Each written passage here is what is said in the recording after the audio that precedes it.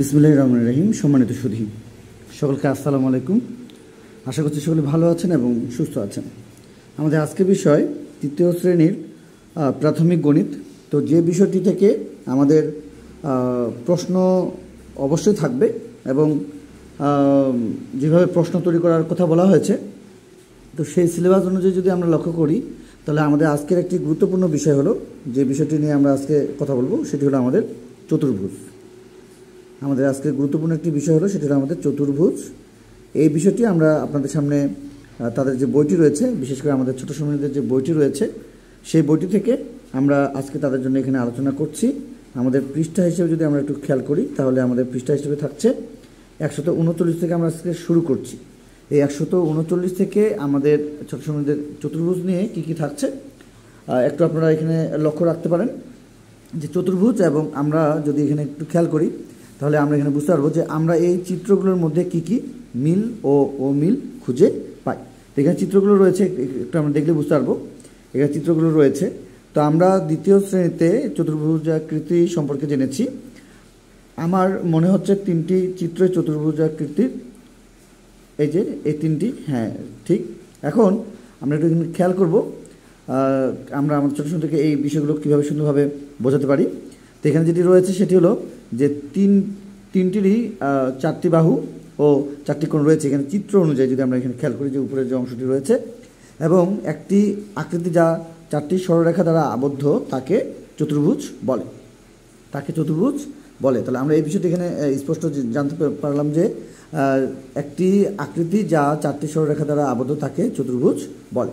তো এখন এখানে আমরা একটু লক্ষ্য যদি করি, তাহলে দেখতে পাবো যে পাশের চতুর্ভুজ দুটির মধ্যে পার্থক্য কী। এখানে যদি পার্থক্য হিসেবে আমরা দেখতে পাই যে এখানে এগুলোর কোণগুলো লক্ষ্য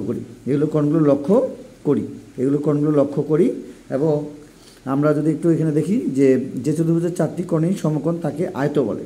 এখানে একটি নোট রয়েছে যে চতুর্ভুজের চারটি কোণই সমকোণ, তাকে আয়ত বলে। তো এখানে আমরা একটু আরও খেয়াল করব, সেটি হলো যে আয়তটিকে নিচের চিত্রের মতো করে বিভিন্ন উপায়ে ভাঁজ করে বাহুগুলোর দৈর্ঘ্য লক্ষ্য করি। এখানে একটি সুন্দরভাবে দেওয়া রয়েছে। তো এখানে যদি আমরা একটু খেয়াল করি, এই যে আমাদের এখানে যে আয়তের চিত্রটি, এটা যদি আমরা একটু খেয়াল করি, তাহলে এটাকে আমরা যদি এমন করে নিচের যে চিত্র ভাঁজ করে যদি, তাহলে আবার এটাকে যদি ভাঁজ করি এবং এখানে যদি আবার শেষে যদি এই অংশটিকে নিয়ে আসতে পারি, তাহলে একটু আমরা খেয়াল করব কী পাবো আমরা। একটি আয়তের বিপরীত বাহুগুলোর দৈর্ঘ্য একই, একটি আয়তের বিপরীত বাহুগুলো দৈর্ঘ্য যে রয়েছে সেটি একই। আর অন্যান্য বিষয়গুলো রয়েছে, চলুন দেখে নিই। আচ্ছা, তো আমরা এখানে যদি দেখি দুয়ে কী রয়েছে, পাশের চতুর্ভুজ দুটির মধ্যে কি কি মিল ও অমিল রয়েছে তা খুঁজে বের করি। তো এখানে আমাদের আরও দুটি চতুর্ভুজ দেওয়া রয়েছে, এখানে দেখতে পাচ্ছি। তো আমি কিছু মিল খুঁজে পেয়েছি। চতুর্ভুজ দুটির কোণগুলো সমকোণ এবং বিপরীত বাহুগুলোর দৈর্ঘ্য সমান। তো এখন আমরা যদি একটু দেখি যে দুটি চিত্রই আয়ত। দ্বিতীয় চতুর্ভুজটিকে নিচের চিত্রের মতো করে ভাঁজ করে বাহুগুলোর দৈর্ঘ্য যদি লক্ষ্য করি, তাহলে আমরা একটু এখানে পেয়ে যাব যেটা আমাদের দ্বিতীয় চিত্র যেটি রয়েছে, এটা যদি আমরা ভাঁজ করি এবং আমরা যদি এমনভাবে নিয়ে রাখি, তাহলে আমরা যে বিষয়টি পাবো সেটি হলো প্রতিটি বাহুর দৈর্ঘ্যই সমান, এবং যে আয়তের চার বাহুর দৈর্ঘ্য একই, তাকে বর্গ বলে। সকল বর্গই আয়ত।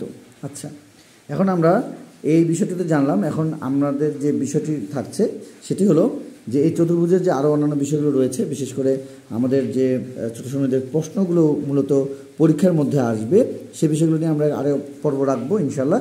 এবং আপনারা যারা আজকের ভিডিওটি দেখছেন, তৃতীয় শ্রেণীর প্রত্যেকটি বিষয় আমরা যদি একটু খেয়াল করি, তাহলে আমরা বুঝতে পারবো যে তাদের কিন্তু প্রশ্নপত্রগুলো নিয়ে আমরা কাজ করছি। যদি প্রশ্নপত্রগুলো আপনাদের প্রয়োজন হয়, আমাদের দেওয়া হোয়াটসঅ্যাপ নম্বরে যোগাযোগ করবেন, ইনশাল্লাহ আমরা দেওয়ার চেষ্টা করব।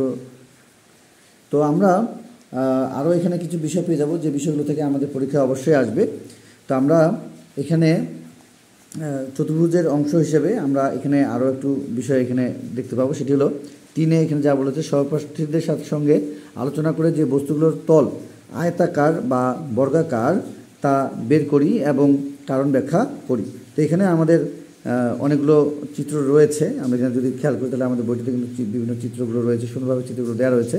তো এবং এখানে কী বলেছে 4 নম্বরে দেখি একটু, আয়তগুলোতে গোল দাগ দেই, আয়তগুলোতে গোল দাগ দেই। তো এখানে যেমন একটি আমাদের কিন্তু গোল দাগ দেওয়া রয়েছে অলরেডি, আর কোথায় কোথায় আমাদের আয়ত রয়েছে সেগুলো যদি আমরা একটু খেয়াল করি তাহলে কিন্তু আমরা পেয়ে যাব। তো এই বিষয়গুলো থেকে আমরা এখানে আমাদের ছোটো ছোটো থেকে সহযোগিতা করবো। 140 পৃষ্ঠা কিন্তু আমরা অন্যান্য বিষয়গুলো দেখব। আচ্ছা, তো আমরা যদি এখানে একটু খেয়াল করি যে চিত্রটি চতুর্ভুজ, তার বাম পাশে টিক চিহ্ন দেই। যদি এগুলো আয়ত বা বর্গ হয়, যদি এগুলো আয়ত বা বর্গ হয়, চিত্রের ডান পাশে নাম লিখি। তো এখানে আমরা দেখতে পাচ্ছি যে প্রথমেই যে আমাদের এখানে বিষয়গুলো রয়েছে, আমরা যদি চিত্রগুলো একটু খেয়াল করি তাহলে এখানে আমাদের একটু সুন্দরভাবে আমাদের এখানে সমাধানের যে বিষয়টি যদি আমরা একটু খেয়াল করি তাহলে আমাদের যে চিত্রগুলো রয়েছে, যে চতুর্ভুজগুলো রয়েছে তার পাশে টিক চিহ্ন দিতে বলা হয়েছে। আর এগুলো যদি বর্গ বা আয়ত হয় তবে চিত্রের ডান পাশে আমাদের নাম লিখতে বলা হয়েছে। তাহলে আমরা যদি এখানে একটু খেয়াল করি যে এটা কিন্তু আমাদের চতুর্ভুজ। আচ্ছা, এবং এখানে আমরা যদি একটু খেয়াল করি যে আরও যে অন্যান্য বিষয়গুলো রয়েছে। আচ্ছা, এখানে আমাদের টিক চিহ্নটা আমরা একটু দেখি, আমরা এই পাশে দেবো, টিক চিহ্নটা আমরা এই পাশে দিয়ে দেবো। আচ্ছা, টিক চিহ্নটা এই পাশে দিয়ে দেবো। এবং এখানে কিন্তু দেখতে পাচ্ছি এটা যদি আমরা একটু খেয়াল করি এটা হলো আমাদের, এটা আমাদের চতুর্ভুজ। এবং এটা যদি আমরা খেয়াল করি এটা আমাদের চতুর্ভুজ, যেহেতু 4টি বাহু আছে, 1 2 3 4টি আছে। এখন আমরা এগুলোর একটু খেয়াল করব, সেটি হলো যে এখানে আমাদের আয়ত যদি আমাদের কি বলেছে, এগুলো যদি বর্গ বা আয়ত হয় তাহলে চিত্রের ডান পাশে কিন্তু আমাদের এখানে নাম লিখতে বলা হয়েছে। তার মানে এটা হলো আমাদের আয়ত। তাহলে এখানে আমরা আমাদের ছোটো ছোটো এখানে সহযোগিতা করতে পারবো যে এটা আয়ত। এবং এখানে আমাদের যে চিত্রগুলো রয়েছে, আমাদের টিক চিহ্ন যদি আমরা দিই সেটি হলো যে আমাদের এখানে চতুর্ভুজ, এটা চতুর্ভুজ, এবং এটা নয়, এটা আমাদের চতুর্ভুজ। আচ্ছা, এখন আমরা শেষেটা কিন্তু আমাদের চতুর্ভুজ, এটা নয়। এখন নাম হিসেবে আমরা যদি এটা দেখি যে এটা হলো আমাদের বর্গ, এটা হলো আমাদের আয়ত, এবং শেষেটা হলো আমাদের আয়ত। তাহলে আমরা এখানে সুন্দরভাবে এই বিষয়টি 5 নম্বরে দেখতে পেলাম। এবং আমরা যদি খেয়াল করি 6 নম্বরে স্কেল ব্যবহার করে নিচের ডটগুলো যদি আমরা খেয়াল করি যে কাগজে আয়ত এবং বর্গ আকার যে বিষয় বলা হয়েছে, তাহলে এখানে আমরা দেখতে পাবো যে এখানে আমাদের কিন্তু বইয়ের 2টি বিষয় দেওয়া অলরেডি রয়েছে।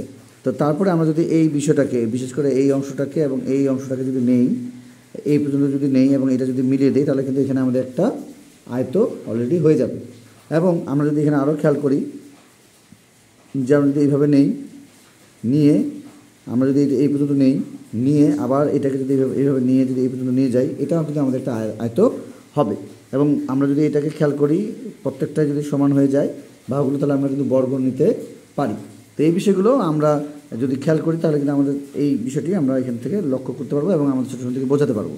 এবং এরপরে যেটি রয়েছে সেটি হলো বন্ধুর সঙ্গে আলোচনা করে শ্রেণীকক্ষের চারপাশের জিনিস, যেমন বই, আমাদের এখানে যদি আমরা একটু খেয়াল করি যে যেমন বই, এভাবে টেবিল, বোর্ড ইত্যাদি থেকে আয়ত এবং বর্গ খুঁজে বের করি। এবং নিচের 4টি চিত্রের প্রতিটিতে বর্গের কিছু অংশ দেয়া আছে। বর্গগুলো যদি আমরা একটু খেয়াল করি তাহলে বর্গগুলো সম্পূর্ণ করি। এখানে আমাদের একটি বিষয় দেয়া রয়েছে। এবং আমরা যদি খেয়াল করি যে আমাদের এখানে 6-এর 1 এবং 2, সেখান থেকে আমরা যদি একটু খেয়াল করি তাহলে কিন্তু আমাদের এই চিত্রটি যদি দেখতে পাচ্ছি যে এখানে আমাদের কিন্তু রয়েছে, এখানে রয়েছে এই পর্যন্ত, এটা হলো আমাদের কী রয়েছে, ফাঁকা রয়েছে। তো আমরা এখানে কিন্তু এটা যোগ করে দিতে পারি, যোগ করে দিলে আমাদের কিন্তু বর্গ হয়ে যাবে। এবং পরে আরও যদি আমরা এখানে খেয়াল করি যে এখানেও কিন্তু আমরা এখান থেকে এই বরাবর নিতে পারি এবং এই বরাবর আমরা কিন্তু করতে পারি, যোগ করতে পারি। এবং এখানে আমাদের আরেকটা চিত্র রয়েছে, সেটি হলো যে আমরা এখান থেকে আমরা মূলত এখানে নেব এবং এখান থেকে মূলত আমরা এই পর্যন্ত নিয়ে আসব। এবং এখান থেকে আমরা এখানে যদি যোগ করে দিই তাহলে এখানেও কিন্তু আমাদের একটা কী হবে, বর্গের একটা সম্পূর্ণ চিত্র অঙ্কন হবে। তো আমরা এই বিষয়টি এখানে দেখতে পেলাম, সেটি হলো 141 পৃষ্ঠা। আর অন্যান্য বিষয়গুলোর সঙ্গে থাকুন। আচ্ছা, এরপরে আমাদের যেটি রয়েছে সেটি হলো জ্যামিতিক প্যাটার্ন তো এটা আরও একটি পর্ব। তো আমরা এটা নিয়ে অবশ্যই কাজ করব, যাতে করে আমাদের ছোট শ্রমিকদের এই বিষয়টি নিয়ে আপনারা সুন্দরভাবে প্যাটার্নের যে কাজগুলো, যেটি আমাদের পরীক্ষায়, যেটি আমাদের যদি আমরা খেয়াল করি যে আমাদের কিন্তু এই অংশগুলো থেকে আমাদের দ্বিতীয় প্রান্তিক মূল্যায়ন এবং আমাদের কিন্তু প্রশ্নের ধরন হিসেবে যদি আমরা খেয়াল করি, তাহলে কিন্তু আমাদের এই অংশটি কিন্তু রয়েছে। আমরা যদি খেয়াল করি যে প্রত্যেকটি বিষয় থেকে কিন্তু আমরা যেভাবে কথার অঙ্কগুলো, যেভাবে কাঠামোবদ্ধ বা সৃজনশীল অঙ্কগুলো পেয়ে যাই, দ্বিতীয় প্রান্তিক মূল্যায়নের জন্য এই আমাদের যে আজকের যে বিষয়টি আমরা দেখতে পাচ্ছি, এটি কিন্তু খুবই গুরুত্বপূর্ণ এবং এই বিষয়ের উপরেও কিন্তু আমাদের এই দ্বিতীয় প্রান্তিক মূল্যায়নের কিন্তু প্রশ্ন থাকবে। তো আমাদের যে প্রত্যেকটা অংশ থেকে যে জ্যামিতি বা পরিমাপ বা আমাদের যে উপাত্ত বা বিন্যস্তকরণের যে বিষয়গুলো, সেগুলো তো থাকছেই। তো তার মধ্যে আমাদের দ্বিতীয় প্রান্তিক মূল্যায়নের জন্য যে বিষয়টি খুবই গুরুত্বপূর্ণ, সেটি হলো আমাদের এই জ্যামিতিক যে প্যাটার্ন এবং আমাদের যে জ্যামিতির মধ্যে চতুর্ভুজের যে আলোচনা, সেই বিষয়গুলো নিয়ে আমাদের আরও সামনে পর্ব থাকবে। আশা করছি আমরা আজকের যে বিষয়টি দেখেছি সেটি হলো চতুর্ভুজ, এবং এই চতুর্ভুজের আলোচনায় আমরা যা যা পেয়েছি এই বিষয়গুলো নিয়ে আমাদের আরও সামনে যে সঠিক উত্তর বা আরও অন্যান্য যে এক কথায় উত্তর বা আমাদের যে প্রশ্ন হতে পারে, সেই বিষয়গুলো নিয়ে আমাদের অবশ্যই ভিডিও থাকবে। ইনশাল্লাহ আপনারা সেগুলো দেখে নেবেন। এবং আপনাদের ছোট শ্রমিকদের জন্য আরও যে বিষয়গুলো থাকছে সেটি হলো বিশেষ করে প্রশ্ন তৈরির যে বিষয়টি, সেটি যদি আপনাদের প্রয়োজন হয় আপনারা অবশ্যই আমাদেরকে জানাবেন। আমরা আমাদের দেওয়া হোয়াটসঅ্যাপ নাম্বারে যদি আপনারা নক দিয়ে থাকেন, অবশ্যই আমাদের বাকি যে বিষয়গুলো সেগুলো পেয়ে যাবেন, এবং প্রশ্নগুলো পেতে আমাদের দেওয়া হোয়াটসঅ্যাপ নাম্বারে যোগাযোগ করে আপনারা সুন্দরভাবে পিডিএফগুলো নিতে পারবেন। তো আজকে এই পর্যন্তই। আবারও এই প্যাটার্ন যে জ্যামিতিক যে প্যাটার্ন রয়েছে সেগুলো নিয়ে আমরা পর্ব 2 সাজিয়ে সেগুলো আপনাদেরকে দেখে দেওয়ার চেষ্টা করবো ইনশাল্লাহ। তো আজকে এই পর্যন্তই। সকল সুস্বাস্থ্য কামনা করে, আপনাদের ছোট সুন্দর সুস্বাস্থ্য কামনা করে আজকে আমাদের বিদায় নিচ্ছি। খোদা হাফেজ।